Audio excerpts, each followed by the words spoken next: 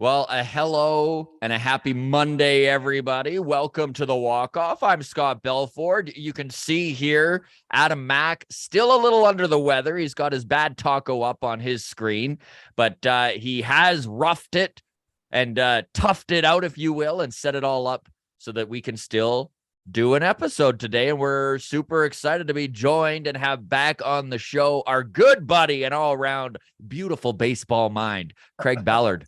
Welcome back to the walk-off, man. Thanks for taking the time. Thank you so much. It's me thanking you guys. First of all, broken record time, but the work you guys are doing on the walk-off podcast, an absolute must for any Blue Jay fan. It's players coming up through the system. It's media people. It's personalities like myself every Sunday. It's a long pass. So I'm really happy to be back on the walk-off. And this isn't just a regular appearance for me, right? This is awesome. Like, I'm jonesing to talk Blue Jay baseball. Like this is my pleasure right here.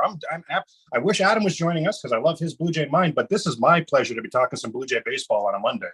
Well, I'm super excited to have you on the show again, buddy. And it's funny you bring up just the off season, and like this is really when, and it's been interesting, man, because over the last couple of years of doing this cast, our biggest growth has been over the off season because we are such nerds that we just keep going. And so anyone who needs baseball content, we're one of the few still out there.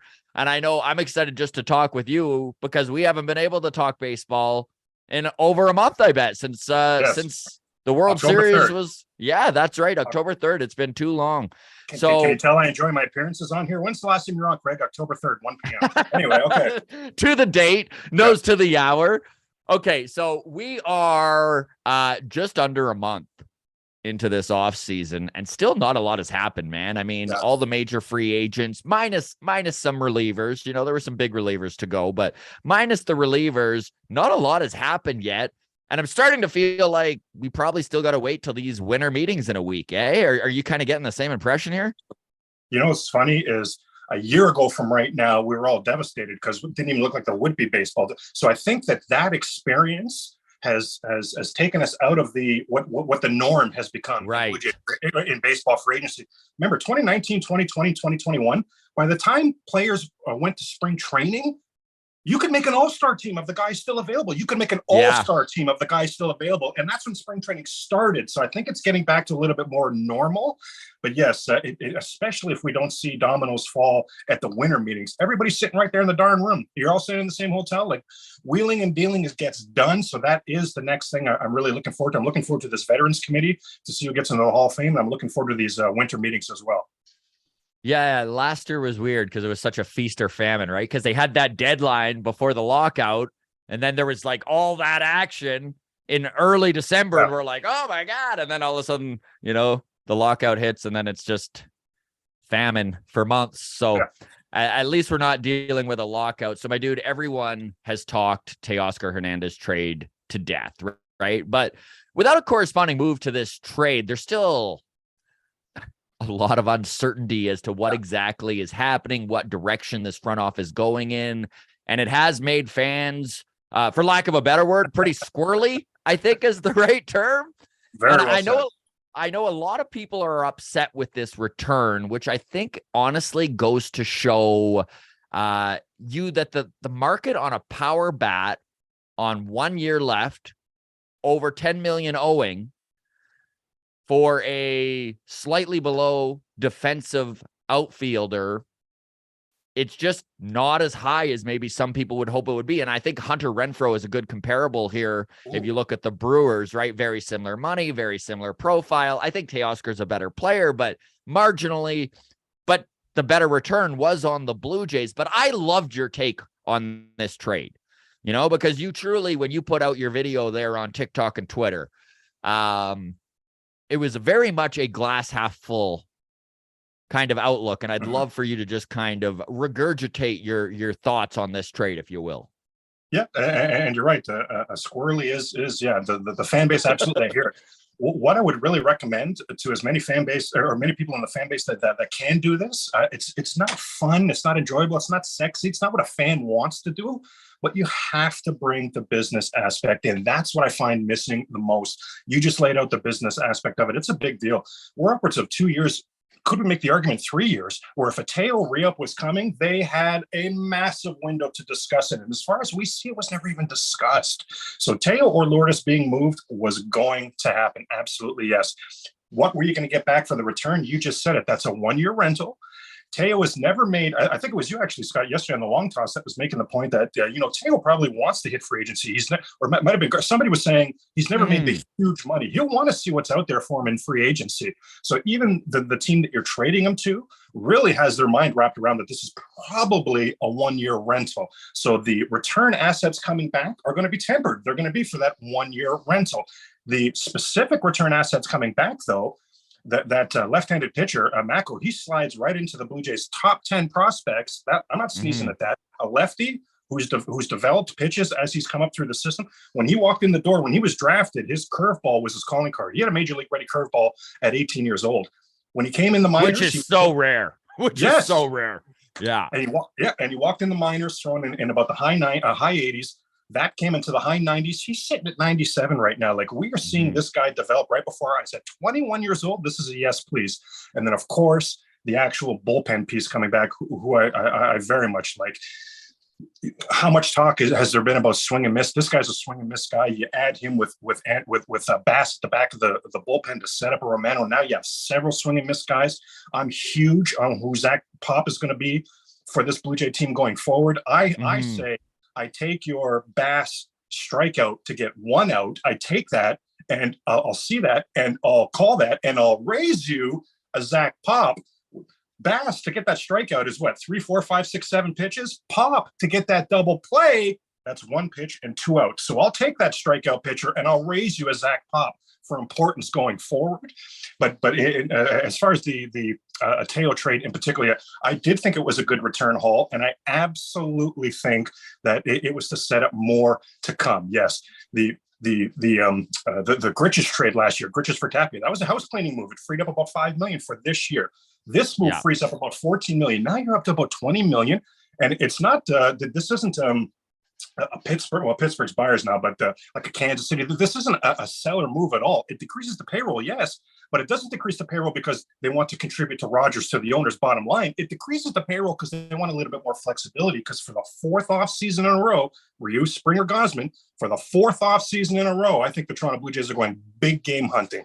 So this trade here, I like what it brings in the short term, yes, but absolutely, there's, as you've mentioned, there's not just another shoot-a-drop, Scott and Adam, at the Walkout Podcast. There's not just another shoot-a-drop. There's a massive another shoot-a-drop from this trade. And I really love hearing that, and I think you are onto something here. I mean, the money total, you can even add another $5 million with outrighting Tapia and releasing Bradley Zimmer, right? So yes, there are holes to fill, but there is money to play with here.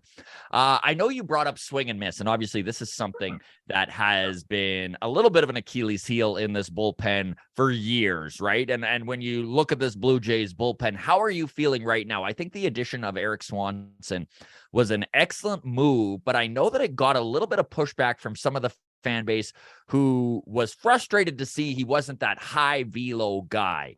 You personally, Craig, do you care if the swing and miss comes from a guy who's throwing 100, or are you fine with seeing swing and miss from a guy throwing 94? What a great question. For me personally, I feel like I'm almost in the minority of this. The velocity, I do like the velocity. Who doesn't like the velocity? Of Remember, course. The older days was chicks love the long ball, the Mark McGwire. That's right, yeah. Well, in this day, who doesn't like velocity? Sure, absolutely, yes. For me, and why I love this question so much, I'm huge on top of the strike zone, bottom of the strike zone. I'm huge on playing with that batter's eye level. If you've ever been in the batter's box, you know what a big deal that is. Never mind the inside-outside. That's already its own animal. Playing up and down in the strike zone, playing with your eye level like that is a big deal. And Swanson does that as good as any reliever in the game. So it's not only 94, 95. It's 94, 95 at the very top of the strike zone. If you miss at the top of the strike zone and it comes down, now that's 95 right down the middle. You're in a lot of trouble. Swanson doesn't miss his spots. He's at the top of the strike zone, and he's got his off-speed stuff at the bottom of the strike zone. So I think his swing and miss absolutely continues. I don't think velocity. The best best quote I've ever heard in my life on pitching was Bill Cotto. Now, this is really dating myself. He was a Blue Jay in 1984, set the Blue Jays save records with I think it was 11. So yeah, Jays are just getting started. But anyway, he had this quote on pitching. He said, "It's one thing to throw a baseball through a brick wall. It is quite another thing to know which brick it's going to go through." And that really formed my thinking on baseball early on. 92, if it's pinpoint, that's a yes, please. Not Mitch Williams was 99. What brick was he throwing it through? Are you kidding? Was he going to hit the wall, for crying out loud? Like, so I really value the pinpoint accuracy and the setting up the batter that guys like him bring to the table. See, I feel very similarly to this. In fact, it's one of the reasons that I was so high on Anthony Bass when they brought him in, right? And I know another guy that some fans felt like, this is the dude you're bringing in. Yes, his numbers are great, but we need a high velo guy. And again, Adam puts it best, right? Velo is that cheddar on the top. You know, it's nice, it's great, but if you're not hitting your spots, it's almost irrelevant. So I am curious, I just want to talk the negative side of this trade that people are bringing up. And just see if you can put some perspective on it, because one thing that has come out several times about Swanson is the Mariners didn't use him in the playoffs. They did though. They did though. I don't know why people keep saying that. Yeah. They did. And I was just going to say they did. People argue, well, they lowered his leverage, which I guess. And they also bring up the fact that last year was really his first impressive year with the numbers. Now, personally, I look at this and I go, this is a guy who found it. But, there is something to be said for a track record. So I'm not poo-pooing that mentality from that side of the fan base. But I would love to hear your opinion on if maybe that's being blown a little out of proportion. Well, I'm right with you on that. I feel like that we've seen this many times from different pitchers that where they get it. Now, you can even we can even look at, how did he get it? Was this something that's sustainable? I think it is sustainable. I'm so glad you're bringing this up. Yes. Yeah. First of all, he's going to be paired with Pete Walker, so that could be very good. But his off-speed pitches last season was really the reason for the season. That was really what developed last season. Now he comes into a locker room where Alek Manoah gets insane movement on his sliders. Jose Barrios gets insane movement. Like, I could see that pitch only continuing to develop. I could see that pitch only getting better.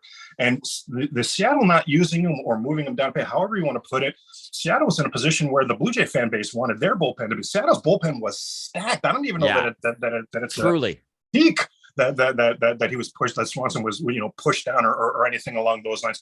It's not. That tells a story that it was performance based. But in reality, I think it's not like, what if those other relievers got hurt and Swanson was given those eighth inning at bats? It's not like Seattle was sitting there saying, what? Got to go to who? They would have been fine with that.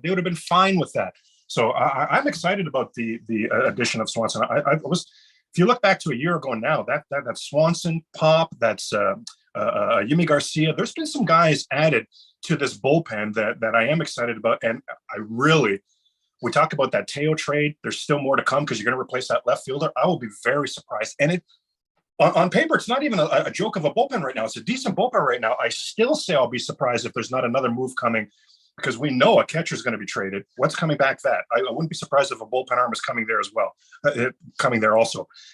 Does Biggio or Santiago Espinal have value around the league? Because if that's the case, I wouldn't be surprised to see either one of them moved to shore up this bullpen as well. So if you're a Blue Jay fan concerned with the bullpen, it's the same messaging as you're concerned about how do we replace Teo. Take the breath, give it a minute. No need to panic on any of these things until you get your notification on your phone that says, hey, Blue Jays report to spring training today. That is the exact moment to look at the roster and say, okay, what's happening now? What's going on here? I think a little bit of what's lost on this trade is the fact, and you mentioned it off the top, right, that you truly feel that this front office is going big game hunting again. Yeah. And what's really difficult to do is to go big game hunting, but not have a spot for that game. Wow. It's one thing to say, listen, we are going to move Teo to, let's say, a free agent outfielder, or we are going to make sure you're the everyday guy. And it's a totally other thing to be like, look, there's a hole. There is a hole that needs filling. You're the guy. Do you think when you look at the free agents out there, and I'm not saying that the Blue Jays necessarily need to fill this outfield hole with a free agent, however they go about doing it, honestly, I'm indifferent. Whether they go out and sign a big name pitcher to free agency and use their assets to make a trade for an outfielder or vice versa, however they get it done, they get it done. But when you look at this outfield and the market that's out there, is there anybody in particular that you have a little bit of yes, please bring these guys in? Boy, but there's so many to choose from too, because it's funny the way you say that. Yes, please. The only one I've migrated towards yes, please of the free agents, and I made a video about players the Jays were linked to, and I said I did not want Bellinger in that video. I am really cozying up to a Cody Bellinger signing here, to a Cody Bellinger addition. The first thing I want to scrap right out the bat is so many Jays fans talking about, no, Jays are in win now mode. You cannot bring in a reclamation like Cody Bellinger. Well, no matter how long you've been watching baseball, I'm definitely the oldest one here, unfortunately, but it doesn't. Well, what doesn't matter here? Even if you just walked in the door, you're brand new to baseball. Rob Manfred has these changes coming fast and furious. So no matter how long you've been watching baseball, you've seen the game change. One thing that remains the case, one of the few things that remains true in Major League Baseball, has always been true, it remains to be true. You can be a World Series contender, very legit. We just saw the Houston Astros do it with Martin Maldonado in the 9th spot. You can be a legit World Series contender and still hide hide a weaker hitter in the 9 spot if that hitter is top tier defensively. That describes Cody Bellinger. If you shift Cody Bellinger into center field, now all of a sudden, right off the bat, we have a top tier. We may be able to have a conversation. Is there a better defensive center fielder than Cody Bellinger? It wouldn't be a long conversation, because even if you could convince me there is one, you're not convincing me there's 2 or 3. He is top tier defensively in center field. And we've heard Atkins talk for 2 years now about run prevention. Remember, they had Santiago Espinal last season at third base. Didn't need a third baseman. Went to bring in Matt Chapman, run prevention. Bring in the versatile defensive Whit Merrifield, run prevention. How does a team in the playoffs have Bradley Jr. and Zimmer on the roster? Because they both speak to run prevention. So Bellinger speaks to run prevention big time. That moves Springer over to right field. Producer Clark, I always see him in your chat. I know he's an admirer of the yeah, absolutely. Producer Clark's awesome. He made a point on Twitter the other day. What if a new center fielder not only moves Springer over to right field, but what if that adds 15 to 25 healthy games for Springer? Wow, what a big deal. What a big deal. And on top of that, Teo's arm against Springer, forget about it. Absolute blow. Teo's superior. Everything else from defense, Springer is the superior defender to Teo. So you've massively upgraded and improved your outfield defense. And for those so concerned about the batting out, the hitting, let me tempt your tummy with the taste of nuts and honey. If you know that reference, you'll know what I'm saying here. But I looked into Cody Bellinger last season when defenses had to play straight up against him, so no shift, and we know there is no shift anymore. That's a 302 hitter, Scott. That's a 302 hitter straight up, Bellinger last season. His OPS in the 9 spot last season, he played 31 games in the 9 spot for the Dodgers. His OPS was 722. That's better than all but 2 teams that made the playoffs, what they got out of their 9 spot. I just said Martin Maldonado, the Astros hit him in the 9 spot all season long. And as soon as they could move on from him with Christian Vasquez, they did. You can still have a 9 hitter that, as long as they're stellar defensively, you can still be a very good team. So where I was, my initial reaction on Bellinger as well is I just couldn't see him taking a 1-year deal. I thought there'd be a lot of teams willing to give him a 3-4 year contract and say, we're willing to commit to as our everyday center fielder. So the fact that it does look like a 1-year deal right now, man, I can't believe, Scott, that I've gotten to the point where I was initially against wanting Cody Bellinger. I am now all the way to the point where I'm going to be disappointed if Cody Bellinger isn't a Blue Jay. I'm very surprised I've gotten there. So my question for you, Craig, is are you happy with Cody Bellinger as the everyday center fielder, just giving him the keys to the car? Like, listen, because there's been lots of talk, and I love what you're saying, and I personally feel like Cody Bellinger would be excellent on this team. Now, that said, and I don't know if he'd come if we go out and get a Nimmo, right? But that's my dream, is filling the hole in center field with a Brandon Nimmo, and then also taking a flyer on Cody Bellinger, who can, play center field as well and come in defensively at the end of games, who can take some time away from Teo in left field. Maybe you can do the splits a little bit there with him. And as a fourth outfielder, I absolutely love what Cody Bellinger looks like. Now, I understand that from his agent's perspective and Bellinger's perspective isn't necessarily what you want to do to create value going into 2024 when that 1 year show me deal is up. Do you think there's any possibility that that is a scenario? Well, I do, because if I'm Cody Bellinger and his agent, even if I'm looking at Toronto, even if it is the fourth outfielder, it's only fourth outfielder right here, right now. If they're having an open, honest conversation, they're saying, listen, when's the last time Lourdes Gurriel put a full season together? George Springer's not putting a full season together. There's going to be at-bats available on this team, even as the fourth. Raimel Tapia. I was just going to say, show him how many games Tapia played. Thank you. So I can still see that happening. Now, I think you're already understanding that would mean that he really wanted to be a Blue Jay, because again, I still think other teams would have offers that don't make him the fourth outfielder. And again, that's only fourth outfielder for right now. But I see. I should have mentioned this as well. Part of what's informing my whole take on Bellinger is I'm way in the minority here, and I don't know why. I don't even have a good answer for this. I'm not hugely excited about Nemo. Well, I know one thing I'm not excited is I think Blue Jay fans are massively underestimating what his contract is going to be. His contract will be north of George Springer, and I think that's going to have people's eyes bug out. You actually believe that, eh? Yeah. That is really interesting. I know that's funny because on Long Toss last night, I know that Connor brought that up too, and he's like, I think people are underestimating his market, and he's probably going to get 165-ish, which made me go, what? I think so too. Yeah. And don't get me wrong, he's a great player. I really do like Brandon Nimmo. I like where he fits on this team. There are always risks with signing a free agent. I'm well aware of his injury problems. And I know Eno Saris with The Athletic brought up a really interesting stat where he was saying that if you go through all of these injury-plagued players, whenever they have a full season, they're not any more likely to be injured again after that full season than anybody else without injury concerns, right? So, I mean, obviously, if you're struggling with injuries and it's year after year, that's different. But he did just come off 151 games. Do you think if you had to go 6 years, 150, is that a no on Nimmo? It is, and again, I don't have a good enough reason. I don't know what it is about Nimmo. The strongest take for Nimmo for me is, again, I'm going back to producer Clark. So he ran the Wheat Sox, remember, as part of that fantasy baseball team. They won it all, by the way. They won it all. Yeah, incredible. Yeah.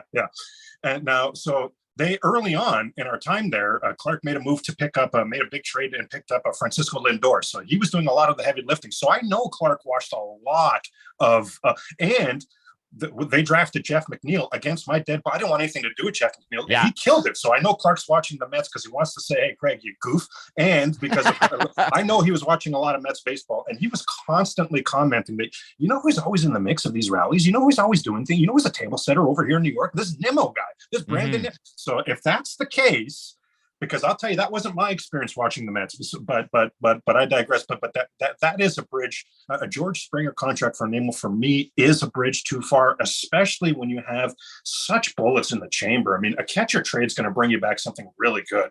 There could be other moves as well if you're willing to part with some of the prospects that could bring you back something really good. So I just don't know that level of a commitment to a Nimmo is something I'm interested in.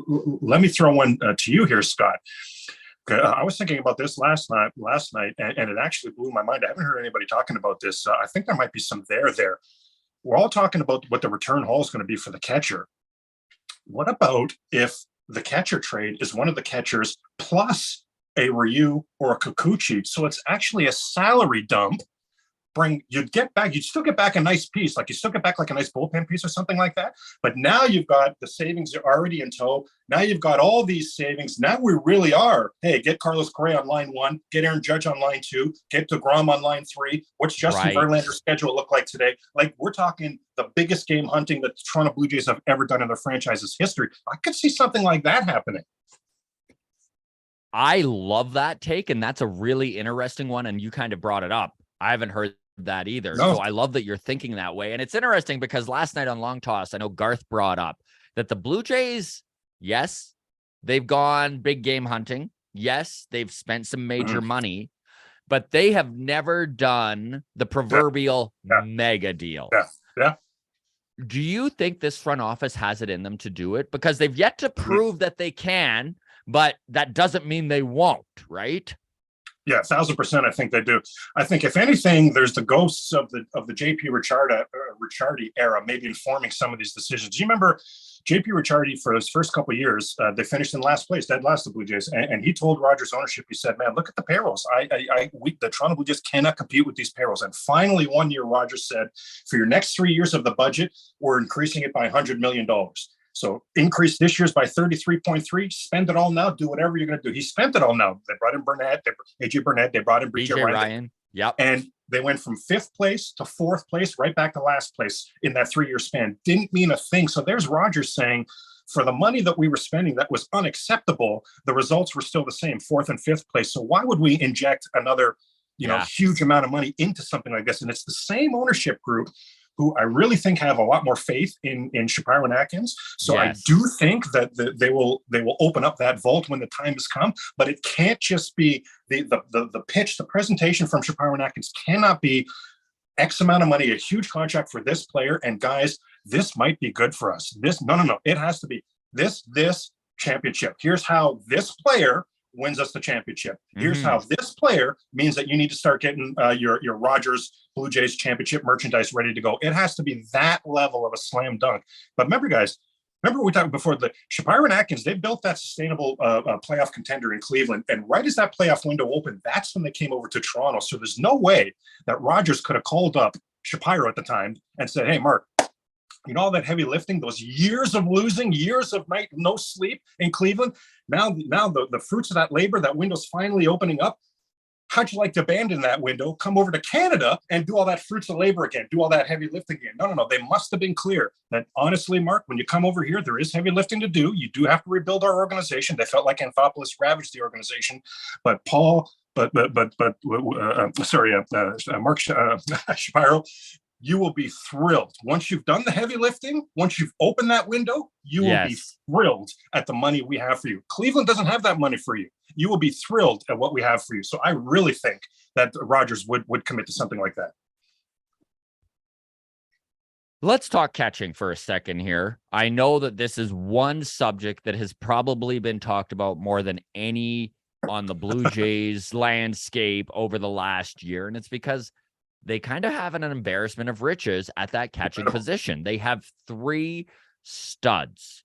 And I know that I have gotten personally, I wouldn't say hate, but a lot of people disagreeing with me because when I look at that trio, the guy I feel should be moved is Alejandro Kirk. Now, I have reasonings for this. I know what a stud he was. I'm well aware Silver Slugger. I'm well aware All-Star. I'm well aware that the guy offensively was, if not the best catcher in the league last year. I mean, there is an argument for it, and he's at least a top 3 in almost every category. Now, my reason for moving Kirk has a lot to do with the unbalanced lineup that we're currently looking at when you look at this roster. And when I say that, I mean the DH spot is clogged up, especially, I mean, we already talked about getting George Springer out of center field, which I think is going to help. And I know I've brought this stat up a few times, but George Springer, 33 years old, there is only a handful of guys over 6'3" and over 230 pounds who have played center field past the age of 32. Right? Wow. Like it is almost, for a guy that size, it is almost not done. So I think that is a priority to move him out of center field. But even if they don't, okay, look at how much time he spent at DH over the last 2 years. And obviously injuries are a roll of the dice, and he could have a completely healthy season. I'm not saying that's an impossibility, but you do need to kind of, just from the past, foresee that maybe some spots are going to be taken up at that DH role from George Springer. Let's say 40. That's still a substantial amount. Absolutely. And that's still less than we've seen him at DH over the last 2 years, by the way. Wow. So then you look at Kirk, and you got to have Kirk's bat in that lineup, right? You have to. So he's catching 2 of 5 outings a week. Uh-huh. So you got to find a spot for him 3 days a week at DH. It just feels like there's no way they're moving on from Springer. You know, he was their guy. Good point. They've got very good candidates in Danny Jansen and Gabriel Moreno. And by the way, I think sometimes Blue Jays fans hear me talk about trading Kirk and they think that I have like a dislike of him. I freaking love Kirk. I think he's a supreme talent. But I look at the landscape out there of teams who need a catcher who is young, controllable, and affordable. And buddy, it is like 25 teams. And I just think of what we could get back for him. And I'm not saying that there isn't big value in Danny Jansen and Gabriel Moreno. There is. It just seems like for a fit, Kirk is the guy. But I'm really curious because you always have unique perspectives. And I'm wondering if you're on the same train or if I know you even brought up the possibility of trading 2 catchers in the past. Yeah. Would love to hear your thought on this. Most excellent negative position for this front office to be in, right? Like it's a bit of a quagmire, but what a lovely little quagmire to be in. Yeah. I talked earlier about it doesn't matter how long you've been watching the game of baseball. So many things have changed. Well, it does matter how long you've been watching the baseball. None of us have ever seen an embarrassment. Like catcher is not the position that teams have embarrassment of riches at. This is completely unprecedented. You have 3 major league studs on. Like, are you absolutely kidding me right now? This is unprecedented.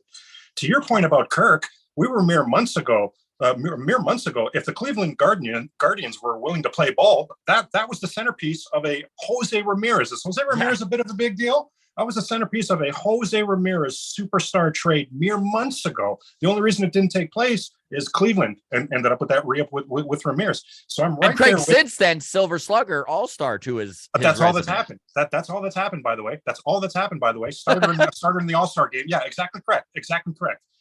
Now, so I do think that you're selling high on Kirk. Where my take is a little different on the catcher spot is I don't have one in mind. I think all 3 will fetch. For the Blue Jays, I think you have to set the standard in your boardroom and say, listen, we're coming out of this catcher trade with a number 2 starter to pair between Manoah and Tiedemann for years to come. Or we're so happy with our bullpen, it's top and big. Or we've replaced whatever your goal is, and then that's the catcher you're going to trade because it fetches you back the most. Mm-hmm. You know, like you said with me with Tua, I've long said if I'm the Blue Jays, I'm letting it known that all 3 catchers are available. Like if I've got a team on line 1 right now that wants to talk trade for Slim Daddy Vladdy, I'm not even taking that call. So I'm letting it be known, hey, we're absolutely we're open for shop. We're talking business on any of my 3 catchers, and I need to be crystal clear on this. Because I'm not talking about giving any of them away. I'm talking about and thank you. Right? Right? Yes. Very important, everybody. Yes. Yes. That's what people keep when they hear my 2 catcher trade. Their immediate reaction, Craig, if I look at Twitter and I see we've traded 2 catchers, I'm going to be absolutely heartbroken. And I say to them in that split second, I get it, but take a breath and keep going through your feed because your eyes are going to bug out at the return haul. You're going to be thrilled. You're going to be thrilled. There's a big deal trades coming. So I wouldn't mind trading 2 of them, bringing in a Christian Vasquez as my veteran to pair with whoever, or Contreras to pair with whoever the lone remaining catcher is. Because Craig, you're with me, right? Experience matters. It's important. Oh, you blew my mind on that George Springer stat, the center fielder stat on the long toss yesterday. You blew my mind with the 10 years of experience. What champions don't have an experienced catcher back there? Like that was all. That was all really big time stuff as far as I was concerned. So yeah, so I do agree that the experience matters. I personally am going to be thrilled either way. If it's 1 or 2 catchers that still remain, I'm going to be thrilled. I'm looking forward to the catcher trade because I know it's going to bring back something impressive. And I just think the market is just if you're a team that's ready to win now, is St. Louis somebody like that?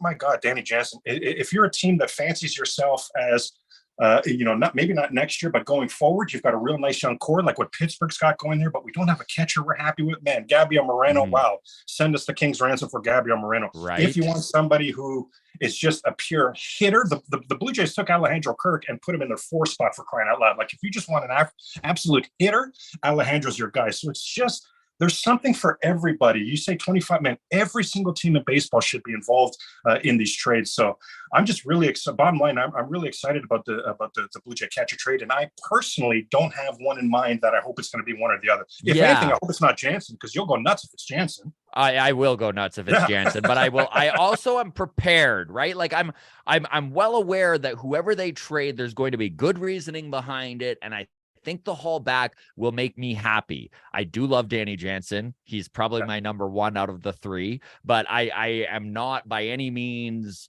the guy who's going to be like, how dare they, right? Like, and it's kind of interesting. You even look at this trade landscape for catchers. I mean, other than Sean Murphy with the A's, who is also an excellent catcher, there's not a heck of a lot out there for young, controllable dudes. Yeah, and which is such a good point, and that's so cool for the Blue Jays, because now if anybody is not willing to come or looking at Oakland's asking price for Murphy, how many of those teams are going to say, "Wow, geez, that's expensive"? If we're willing to pay that, if we're going to pay that, get the Blue Jays on line one. Then if we're going to pay that, if we're willing to pay that, get the Jays on line one. Okay, to start with, thank you. We talked this catcher trio problem or lack thereof problem a lot, and I always appreciate a little bit different perspective, and I think that just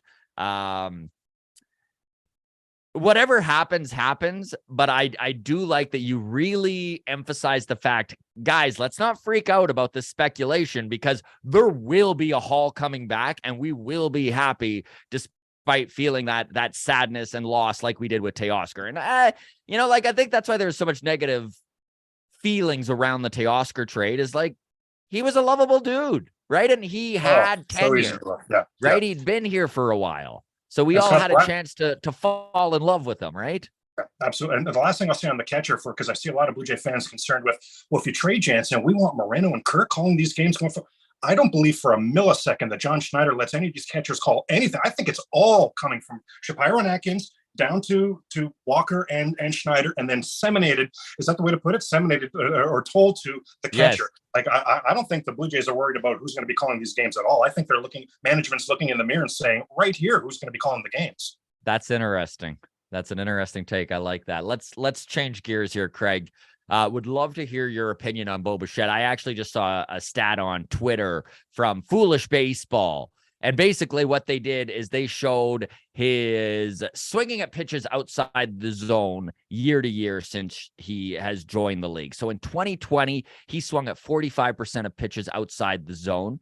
In 2021, decreased, right? 42%. Okay. And then 38 last year. Okay. So there is hope there. Like, the guy is, and these aren't even minor numbers. Like, these are, in 2 years, he's improved 7% on swinging at pitches outside the zone. If he can do that again and bring it down to about 35%, now he's even a little above league average.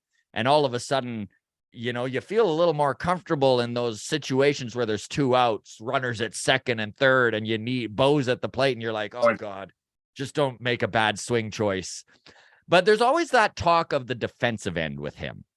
So where are you at on Bo Bichette as our starting shortstop going into his age 25 season?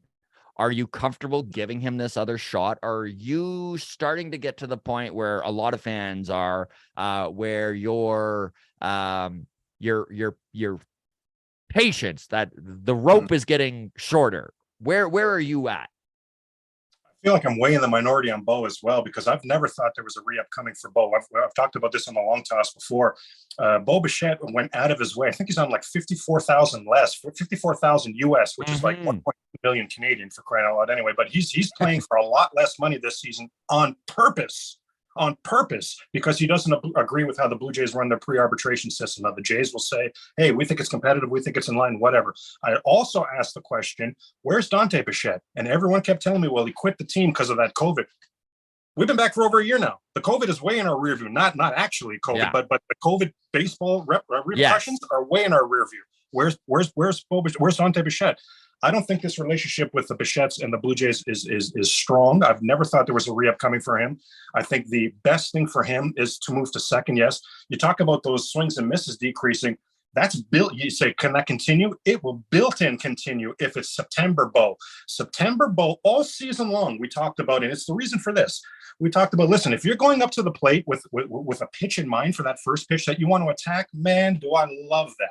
But there was a period at the end of that for so many Blue Jays, including Bo. Like, in other words, if that's the pitch, I get a fastball. If it's in the on-deck circle, if it's down, doesn't matter where it is. If it's the fastball, I'm letting it rip. There was no discipline there. Now, September, way different scenario, forcing the pitcher into the strike zone, and Bo's bat in the strike zone plays to all fields, for crying out loud. We start to see those results.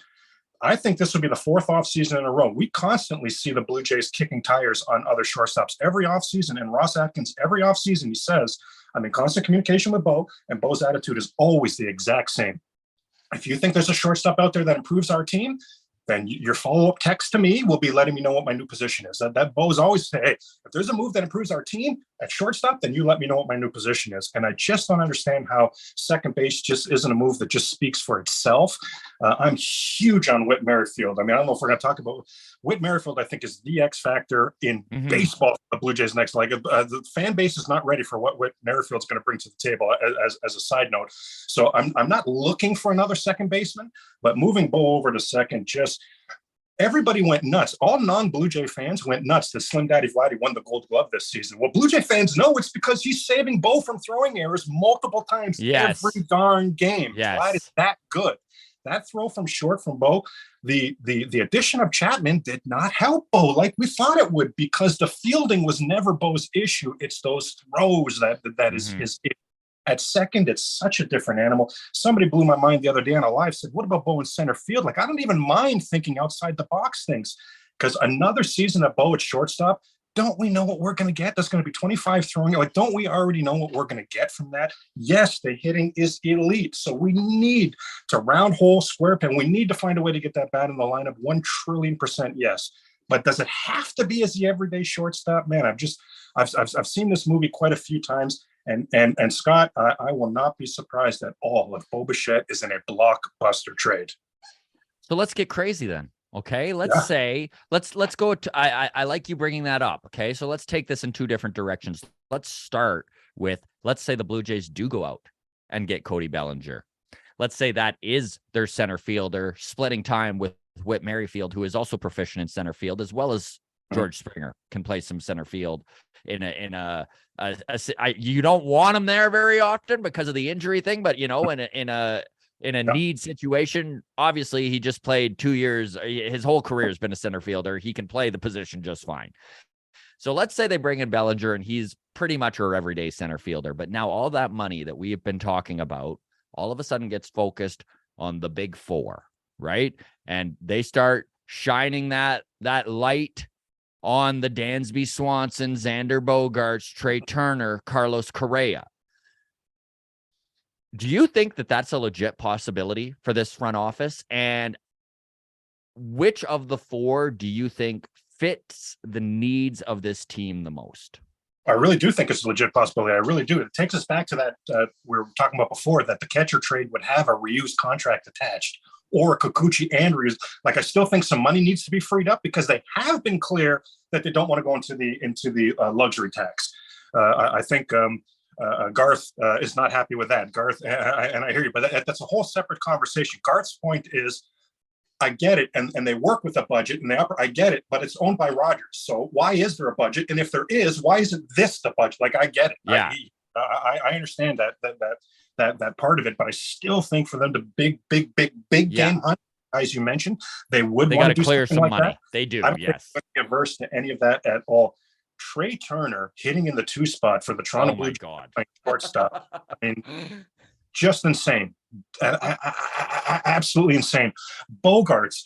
If you brought in a Bogaerts, who I absolutely love, and that's the gift that keeps on giving, because it massacres the Red Sox as well. So right. So much stuff here. So much good stuff. It's why I would love an Aaron Judge to massacre the anyway. But yeah, I would not be surprised at all. That's one thing I've said on this show many times. My favorite thing about Shapiro and Atkins, what I respect the most of them, is they kick tires better than any regime I've ever seen in sports. Never mind baseball, in sports. They know everything happening with every player. What's that player's eligibility? What would their contract look like if we brought them on? What would we have to? They know what's happening with everybody. So they will be in on these conversations. I firmly believe that to be true. Yeah, you can say a lot about this front office, but you cannot say they don't do their homework. They are, I think so, as thorough as it comes.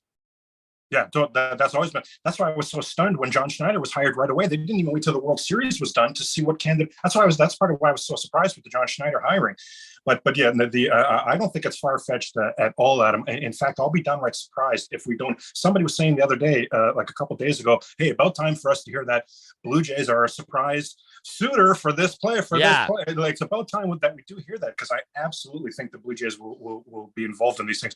If the 2023 season starts and Bo Bichette is the starting shortstop, that's hardly the end of the world. That's hardly sky is falling. That's hardly Shapiro and Atkins. What the heck happened there? But to your point, absolutely aren't better options out there. And Bo moving over to second just seems inevitable. And it seems like the right thing to do. Right move. So let's get really crazy and say, rather than moving Bo to second, they're just moving Bo out of Toronto. Yeah. In that scenario, obviously they have a plan for bringing in a shortstop. Obviously, this front office is too thorough to not have a plan. And I know that the fan base will probably lose their mind if this happens, but if Bo is moved, it is also going to bring back a Hall, correct? We open with Ronald Acuna and we go from there. Yeah. Okay. I love it. Let's talk John Schneider for a second, because you were one of the few guys out there on the Blue Jays landscape of folks talking the talk that you weren't, by no means were you out there banging the drum being like, this is the worst thing that's ever happened in Blue Jays history. But you also were like, you know what? I'm a little surprised he wasn't really my pick. So in your opinion, what would it take for you to change your mind on John Schneider? What do you need to see in 2023 to be like, you know what? Touche, well done. And that's part of my surprise, Scott, is because it has to be a World Series championship. That's part of my surprise. This is the most important hire in franchise history. For sure, it's the most important hire. And I say that because, guys, just put yourself, difficult, but just allow a quick daydream. If the Slim Daddy Vladdy era comes and goes in Toronto and there's not a World Series championship, we would consider that an absolute failure. This is the management hire right here that has to take them to that championship. Now, I wasn't crazy about a lot of the things I saw from John Schneider as a manager, but in particular, what I didn't get, and we talk about Shapiro and Atkins so good with kicking the tires, this is the one where I just didn't understand the timing of it. To not even wait until the World Series is done. If you bring in a Bochy or a Ron Walsh, if you bring in a manager that has experience and you don't win a championship, if I'm Shapiro and Atkins, I think you can fall back on that and say, man, we brought in this guy with the experience. We thought that was the next step. You, Shapiro and Atkins, have yet again gone out of your way to give a first-time manager the keys to this franchise, the keys to a franchise whose playoff contention window is open. And my whole point is, everyone kept saying, but Craig, if they think he's the right guy for the job, why not strike right now? My whole point on that was, if he's the right guy for the job right now, then he must be the right guy for the job 2 years from now. He must be the right guy for the job 2 months from now. Hell, he must be the right guy for the job 2 weeks from now. So what's wrong with letting the World Series end? Now every coach, like Kevin Long, the Phillies hitting coach, is going to get a lot of consideration. Now every coach is in play. You put that net out, you're going to hear back from people that you never thought would be interested in that position. Yeah. And you know what we missed here, Scott? You know what GMs do a lot that's sneaky? They'll literally have an idea. I want Scott to be my guy, but they will bring in other people just to hear their interviews and get ideas, because it's going to be.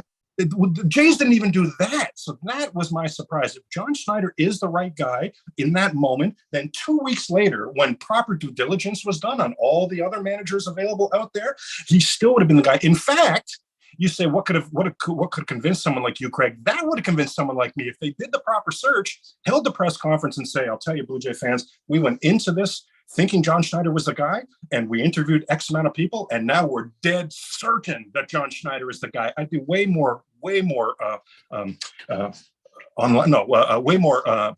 board if it was something like that. So see, and the whole darn thing. this thought process, Craig, also has me like you've got me on board.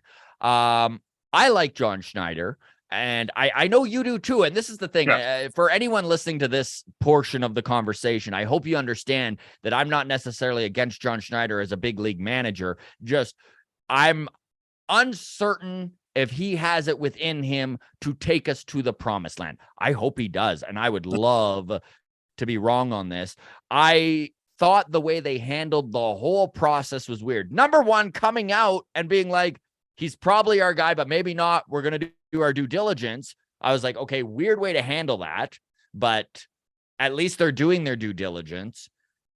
But then it felt like they dragged it out for 2 weeks, didn't wait for the World Series to end, and then still just went with him. And I just, we'll see how it plays out. I mean, it's tough to shit on a decision that has yet to show if it's the right or wrong decision, right? It's like everyone who's mad about this it's tough to judge this trade until we see exactly how it all plays out. But it has informed, I think, a lot of our thinking. Well, maybe I'll just speak for myself. It's informed a lot of my thinking in this offseason. It's one of the pros, for example, in a Nemo column, for example, for me. Because if you had Springer, Nemo, Slim Daddy Vladdy, Kirk, and Bo, like I think your lineup plays. So that was one of my major issues with John Schneider. I did not like one lineup that he put out. Him putting Slim Daddy Vladdy in the 2 spot, I thought was a blunder from day. I didn't like the lineup Schneider did. So that's why I'm looking at these free agencies and who can we bring in? A Trey Turner as your slam dunk number 2. I would like a scenario to be created where the lineup decisions are taken out of John Schneider's hands, where it's a lineup that writes itself, and John Schneider's job here is to keep the guys motivated, keep that good clubhouse, because he does seem to have the personality for things like that.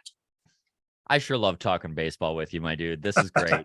We're approaching the 1 hour mark, so we'll start wrapping up here, but I did want to talk starting pitching with you before we do that.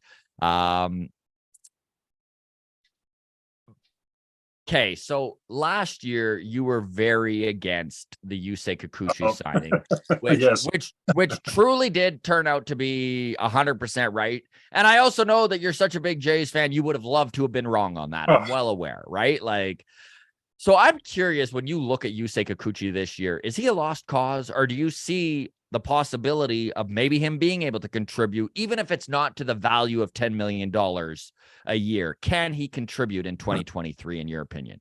The only thing that has me optimistic at all about Yusei Kikuchi this season is a massive reduction in salary and a massive reduction in expectations. Now, if he does anything, if he's just not the worst pitcher we've ever seen in our lives, he's taken a step forward.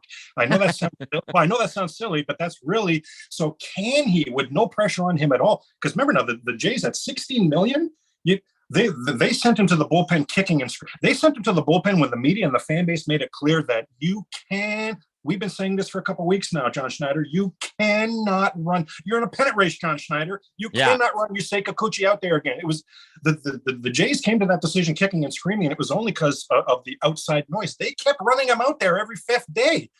That contract, I felt they had to. This season, I don't think that they'll be forced to do that. We've talked before, and I know that you're way on board with the 2023 potential of a Mitch White, who they feel can have 2 or 3 snags that they've seen his delivery, and they can have him be the Ross Stripling 2.0. That's the only thing the Blue Jay fan base agrees on, 1,000%. If there was an unsung hero MVP this season, it was Ross Stripling. Now Shapiro and Atkins are saying, we found Ross Stripling 2.0. That's a yes, please. So does that lessen what you need to get out of Kikuchi? I hope so. So Craig, let's talk Mitch White for a second, because I was a little surprised last night on Long Toss to find out that I was one of the only ones on that panel. I think I was the only one who still thinks Mitch White could have some real value to this team. I understand the being down on him because he was very disappointing last season, but I like that he has options. I like we can stick him in AAA. I really prefer him to, if there's bad tacos in that rotation, I prefer him to Casey Lawrence every single time. No offense to Casey Lawrence and Trent Thornton and Thomas Hatch. And I mean, the options last season in AAA were not great. And I like that there is some insular depth now with the likes of a Mitch White. Do you view him the same way, or where are you at on Mitch White? And do you think that there is potential that down the road we do see some value out of this guy? I'll be stunned if we don't get value out of Mitch White. I think Mitch White was Atkins said the day of the trade, they see 2 or 3 tweaks that they can make in his mechanics in the offseason when he can work with Pete Walker. So those tweaks didn't get a chance to be put in. And B, he came to this team thinking he's going to be a mop-up guy, something like that. All of a sudden, during a pennant race, yeah, start every 5th day. Like, he was thrust into way more of a position than what they thought. Out of necessity because of how bad Kikuchi was. Yeah. Exactly. Yeah. No, exactly correct. Exactly correct. So so many have put the period at the end of who Mitch White is as a pitcher. I don't think we've seen the potential for Mitch White here as a pitcher. I don't think he's a Robbie Ray success project, but just we've seen pitchers that Shapiro and Atkins have said, you know what's off with this pitcher is A and B. You know who's outstanding at turning around A and B? Our guy Pete Walker. Let's bring that guy. We've seen this more than once. So I won't be surprised with that at all. I think they love the versatility that he brings to them. Again, I'm just going to say, if they're right, if Shapiro and Atkins are right, and they found the next Ross Stripling, this is a yes, please scenario. So let's end on who we think and what you think they need in that starting rotation. We just watched Mike Clevenger get signed to a 1-year reclamation deal last night, $8 million over the weekend with the White Sox. And he kind of set the bar, I guess, for lack of a better term, the lower rung of the pitching options out there. If the Jays go out and do a similar deal on a Corey Kluber, a Johnny Cueto, Wade Miley, Kyle Gibson, these are kind of the guys in that kind of rung. Are you happy with that? Or are you only happy with that if they also go out and get a legitimate number 3 starter who's going to contribute to this rotation? Boy, what a great question. Geez, tough call, because how do I finagle this answer? Because my instinct is I'd be happy either way, to be honest with you. But yeah, because I do want a top of the rotation. Justin Verlander, what an absolute heartbreaking moment for all of us as Blue Jay fans. If you notice it was about 2 months into the season, and Verlander, just as an aside in an interview, was telling a story that in the offseason, there was a Friday night where he went to bed knowing he was going to wake up Saturday morning and sign with the Toronto Blue Jays. There was a night he went to bed, and on Friday, he knew he was signing with the Jays last offseason. By the time Saturday night ended, by the time he went to bed Saturday, he had re-upped with Houston. Crazy things happened during that Saturday. But my point being, that's how close Verlander was to becoming a Blue Jay. So the Verlanders, the DeGroms, I want a Carlos Rodon. The high-end pitchers, they are not, it's not escaping their notice what's happening up here in Canada. Mm-hmm. People are saying, hey, great team, amazing fan base, rep that entire country. So I do want the Blue Jays to be big game hunting for a Verlander, a DeGrom, somebody like that. If a Kershaw, if it's going to be, I just got some like a Zach Greinke, I'd be okay with a Severino, a Bassett. There's a lot of different veterans I would be okay with at the back of that rotation. But the but is, we'd have to see the season play out, because if Jose Barrios really is who he was in 2022, the worst ERA in all of baseball, then a 5th guy, a Bassett, something like that, to mop up at the back of that rotation is not going to cut it. You're going to have a couple major holes. We saw what happened with the Blue Jays when they had a couple major holes this season. Ryu out with the injury, and Kikuchi had to really mix and match. And to your point, the arms in AAA just weren't there. So if you are going to, settle on a Kluber or something like that, a 4th or 5th guy, then if the Jays are going to do that, then I really hope they've got extreme confidence that they're going to be able to turn around Jose Barrios. And there is cause for optimism there. I don't know the ins and outs, but it really seems like Barrios was going through a divorce. We've seen what this has done with Tom Brady this season, for example. Yeah. It really seemed like off-field stuff really entered into Barrios's 2022. So maybe he can get back to being that guy. But if you're the Blue Jays, you better be absolutely certain, because you got a ton of money tied up in Ryu, and you got a ton of money tied up in Barrios. If you're not getting production from either one of these guys, that's a major issue that Corey Kluber does not solve.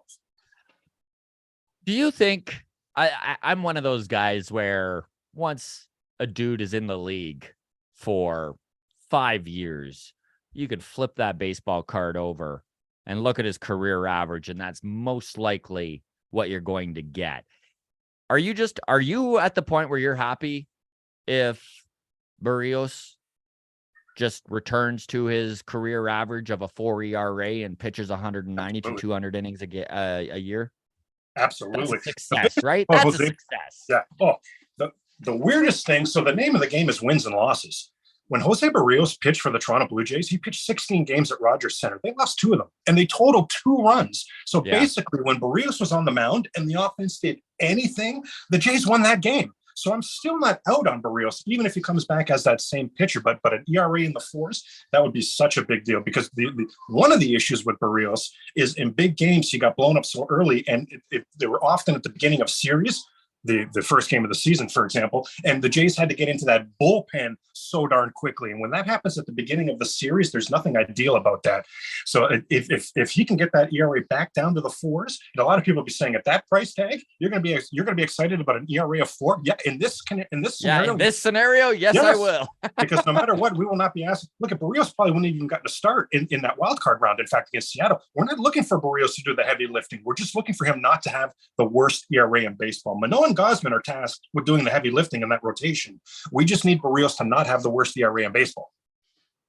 Mr. Ballard, thank you so much for joining us. We always enjoy it so much, man. And I'm going to pressure you here to definitely reach out whenever you have some spare time, because we love having you on the show, my dude.